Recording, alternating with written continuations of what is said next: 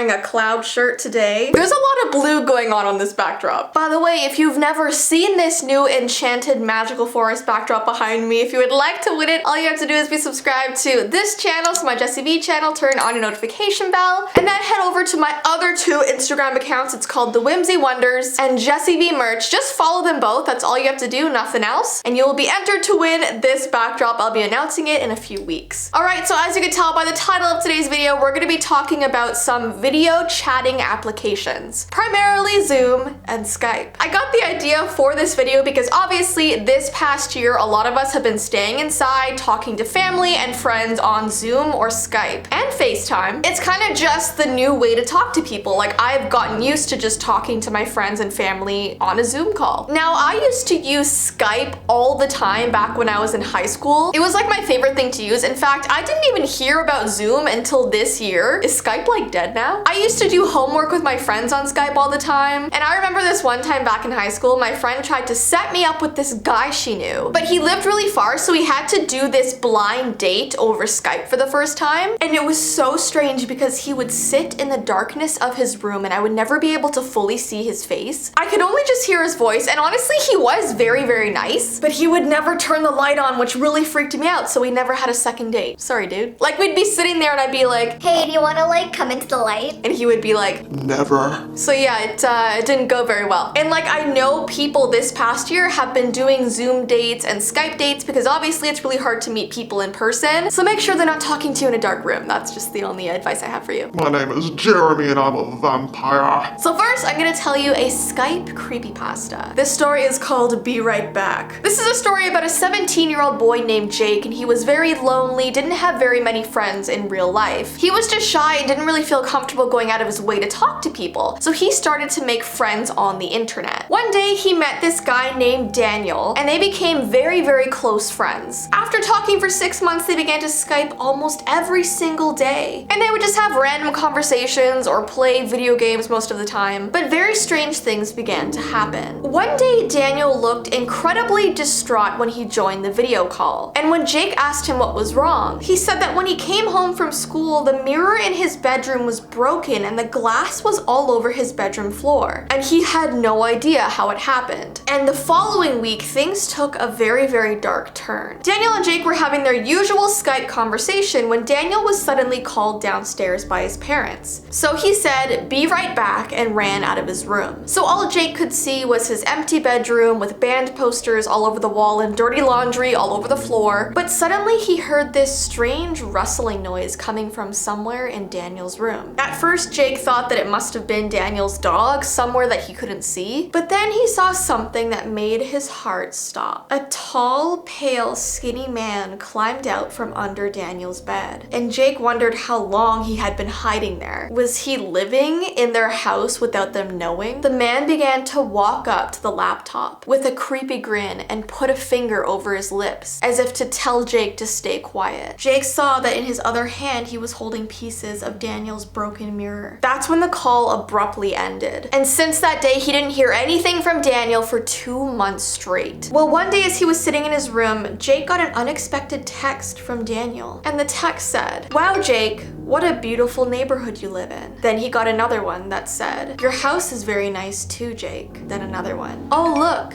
your front door is unlocked." And then, "What a cute little kitten you have, Jake. Coming up the stairs now." And lastly, "What a nice room you have, Jake." And that's how the story ends. So obviously, whatever person or entity or thing that was under Daniel's bed has now come over to Jake's house to, I guess, capture him or whatever else. I thought that was pretty creepy. I mean, webcams and video chatting in general can be kind of scary, especially like when your friend leaves the room and you're like looking into their empty bedroom. There are a lot of creepypastas about that kind of thing. So since we've talked about Skype, let's now talk about Zoom. So Zoom was made back in 2011, but this must have been its most popular year, obviously with everyone staying home. And like I said before, I didn't even know Zoom existed until this past year, and now everyone uses it for meetings in school and talking with family, and I was able to find a couple creepy stories about it. But first, I want to mention this slightly creepy and funny thing that some people have been doing. So if you're using Zoom, you're actually able to put a custom background behind you, and people have been adding a pre-recorded video of themselves walking in on themselves zooming. So it's kind of creepy because the person you're talking to is just talking to you as normal, and then you see another them behind them walking around. So obviously it's a prank, and it's a pretty genius one, but I can imagine everyone in that meeting would be super creeped out. All right, let's talk about a Zoom creepypasta, and this one sounds kind of real, to be honest. This one is called The Midnight Invite. Did that rhyme? There's a story about a girl who used Zoom almost every single day for her work meetings. But after about 3 months of her using this application, she started to get a mysterious Zoom invite to her email right at midnight. So exactly when her clock hit 12 on the dot, she would hear a notification pop up on her phone. It says it was always titled test-447-CU. And each day that she didn't join the meeting, the number in the title would go up by 1. And it says the email she received it from was called zoomtest-12@outlook.com. I'm pretty sure if it was a legit Zoom email, it would be at zoom.com maybe? She assumed it must have been some weird Zoom testing link that would test out her microphone and camera to make sure she was using the application correctly. But just in case, she did not want to click on the link because she did not want to get a virus on her brand new laptop. Well, after weeks of this happening, she noticed that on one particular night, the Zoom was titled something slightly different. This time it was titled test-472-CU-final try. And this time her curiosity got the best of her and she clicked on the link and joined the meeting. All she could see on the other end of the call was a black glitchy screen and the sound of static. She asked if someone was there and got no response. So she waited a few more moments and began to feel incredibly uncomfortable. And just as she was about to exit the Zoom call, she heard a voice.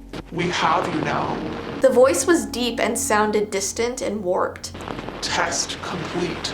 And then the Zoom call ended. The girl was so confused and scared and frantically uninstalled Zoom from her computer, and she was barely able to sleep that night. The days following, her computer wasn't working very well. It was slow, glitchy, and just seemed off. And after a week, she finally took it into a computer store to be fixed. She was told it would take a few hours, so in the meantime, she went off to do some grocery shopping. After only about 30 minutes into her shopping, she got a call from the computer store, and they said, Miss, we don't know how to tell you this, but someone has had access to your webcam for 6 days straight, and they're actually still watching. We're trying to get it fixed, but it's taking quite a while. They've done a pretty good job at taking over your entire life in your computer. And that, ladies and gentlemen, is why you don't click on sketchy email links. Especially if it's claiming to be like a specific large company. Don't click on it if you're unsure. Especially if you ever get like a Zoom invite or like some other video chatting invite from someone that you don't know. Don't risk it. But like I said, this does sound really real, right? I don't know if it is or not. And lastly, during my research, I found this creepy Zoom glitch. I was on this forum where someone was talking about how they were using Zoom, and after about 10 minutes, the application would constantly just shut down and restart. But just before it did, this creepy, glitchy, happy face would appear on the screen for half a second. And there were like 5 other comments on this specific post saying the same thing was happening to them. And I found it really odd because why a happy face and why was it shutting down? Was it some sort of like virus? I wasn't able to find any other information about it, so I'm thinking it could be fake or untrue. But how creepy would it be to be using like a video chatting service and suddenly you see this creepy happy face on your screen and then it shuts down? I don't know, guys, just be careful out there on the internet. It could be spooky, it can be strange. But anyways, that is the end of today's video. If I missed any other creepy things that have happened on Zoom or Skype or video chatting stuff, definitely comment it down below. And don't forget, if you want to win this new backdrop behind me, go and follow the 2 Instagram accounts that I have aside from my main one. And I hope you guys have an awesome rest of your day, and I will see you in my next video. Bye!